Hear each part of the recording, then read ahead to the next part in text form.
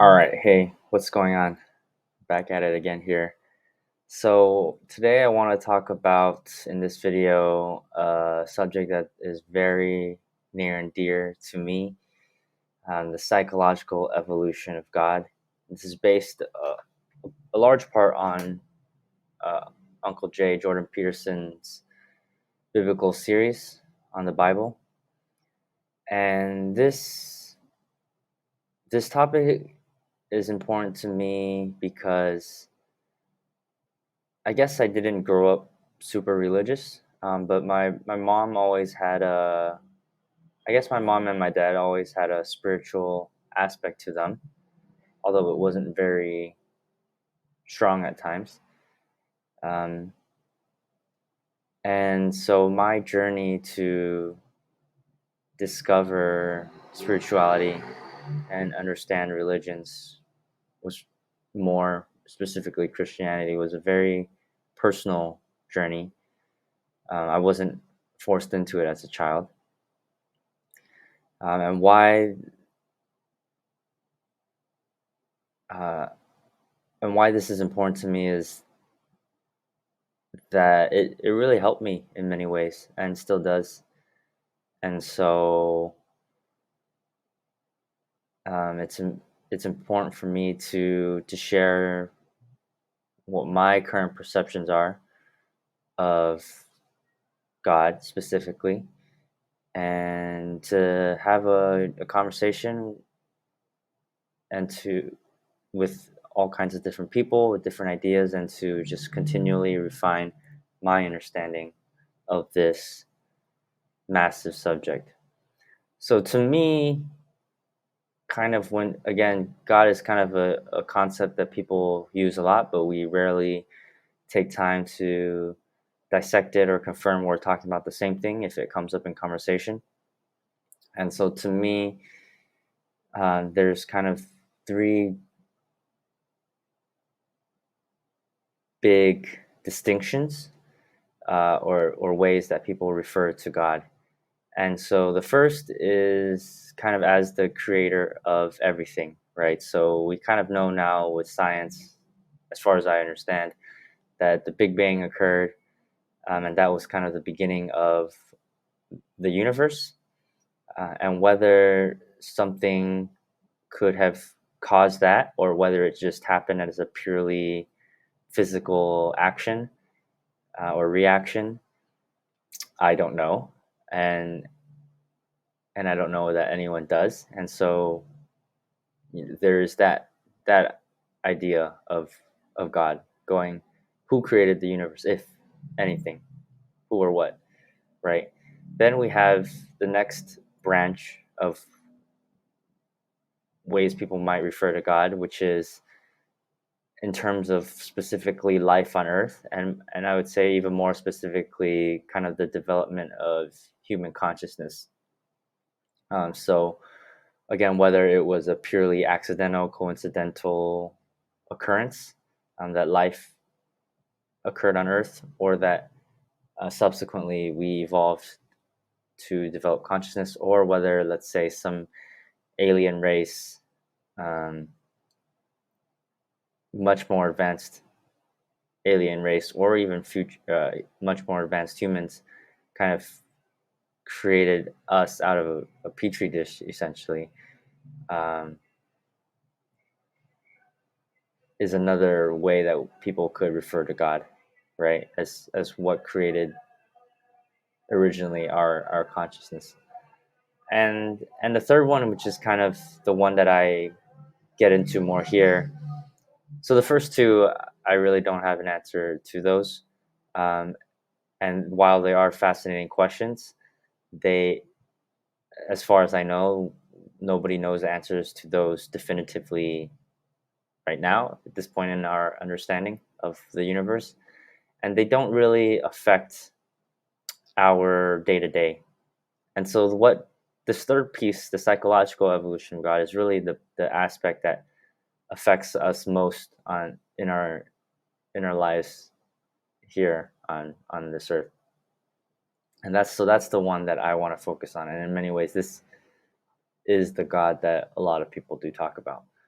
So as we evolved, one of the and became aware of our own consciousness, of our own mortality, of the past and the future, and all this stuff. A big part of life wasn't necessarily about like what's objectively true, which is again what science seeks to answer. It's about how to live properly, how to behave, how to be, how to act, morality, if you will, in order to ultimately maximize our chances of winning the iterable social game of life, which really just means being able to survive and reproduce, right? And this is kind of the goal of every living organism on planet Earth. And so we just brought a different level of awareness to it, of contemplating what do we need to do to maximize our chances of surviving and reproducing.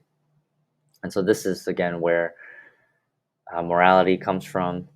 This is where good and evil comes from our own consciousness.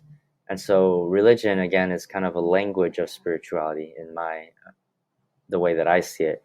And so it is kind of a series of stories, archetypal stories that teach us how to live, right? That's kind of, I would say, the fundamental point of religion. And so way back in the early days,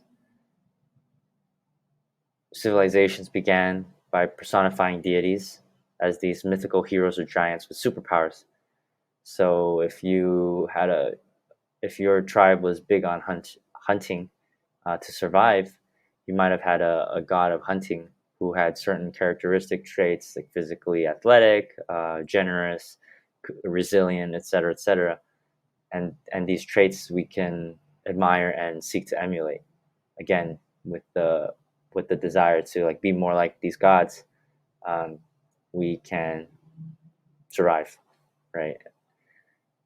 And another idea is that, again, because we're social beings and we hardly ever survive in isolation, people realize that, hey, we act more quote unquote morally when we think we're being judged, or and so we kind of extracted uh, and more arbitrarily represented basically a meta judge, someone who's judging us all the time, even if no one's around us, and that kind of motivates us to act in a more quote unquote moral way.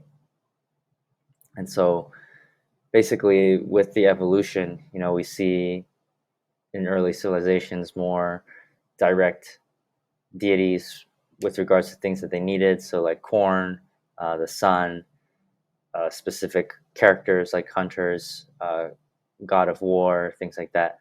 And then we extracted out of that a more arbitrary uh, god, let's say, that kind of takes the best qualities of everyone and turns it into one being who also is judging us all the time, and that compels us to act in a more moral manner. And so when people say like they put God first, what they really mean is, to me, is that we're aiming towards the ideal being that would maximally uh, improve our chances of winning at life, basically, and not only for ourselves but for our families and communities, etc. And so we're actually really giving glory to our own self-actualization in honor of our species and its propagation, its desire to survive and reproduce. And so I guess an idea that I've been playing with more recently is treating this concept of God as essentially like a life coach, right? As kind of like that angel on everyone's shoulder that we can listen to and that we have access to all the time if we spoke to him, as a manifester, let's say, as a more masculine energy. Um, and so that's what I've been using. I've been more when I pray to God, let's say this God, I'm asking questions to this higher consciousness, my the ideal way of being, let's say. And so I'm not treating God as an omnipotent person being who can just make anything happen. To me, that's not the point of this version of God. He's he's a life coach, so he can only you're still the player. Like he can only advise you and coach you and guide you, but it's still up to us to take the actions. Um, and so, in asking this higher consciousness, it helps me. It helps give me support and sometimes the answer, because I'm really asking a consciousness that I guess resides in all of us to some extent. Well, not to some extent. That resides in all of us. It's just a matter of gaining an increased understanding of it. Wow. I hope I made some sense. There's not many people watching this right now, anyways, so I'm not going to redo it. But it's fun. It's a lot of fun to try to talk about this, to clarify my ideas on it. More repetitions that I can do, uh, the more clear I can discuss these. So yeah, if you're the one or two people listening, and certainly I don't know anyone who gets this far, I appreciate it, and I welcome any and all constructive feedback. Till next time.